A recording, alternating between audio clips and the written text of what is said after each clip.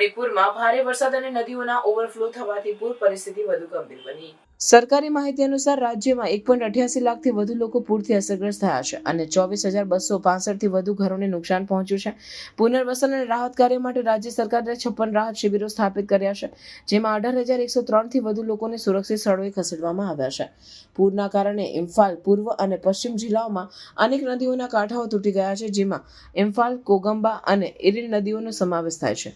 આ તૂટેલા કાંઠાઓના કારણે આસપાસના વિસ્તારોમાં પાણી ઘૂસી ગયા છે, જેના પરિણામે હજારો લોકો ઘર છોડીને રાહત શિબિરમાં રહેવા મજબૂર થયા છે. રાજ્યના મુખ્યમંત્રી એન બિરેન સિંહે પૂરગ્રસ્ત વિસ્તારોની મુલાકાત લીધી હતી અને તાત્કાલિક રાહત અને પુનઃસ્થાપન માટેની યોજનાઓની જાહેરાત કરી.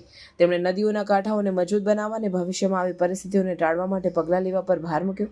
મહત્વપૂર્ણ છે કે આ પૂર પરિસ્થિતિનું મુખ્ય કારણ નદીઓના અણધાર્યા ઓવરફ્લો અને અયોગ્ય ડ્રેનેજ સિસ્ટમ છે. જિલ્લા પ્રશાસન અને રાહત વિભાગો સતત રાહત અને બચાવ કામગીરીમાં જોડાયેલા છે અને સ્થાનિક સ્વયંસેવકોની મદદથી અસરગ્રસ્ત લોકોને મદદ પહોંચાડી રહ્યા છે.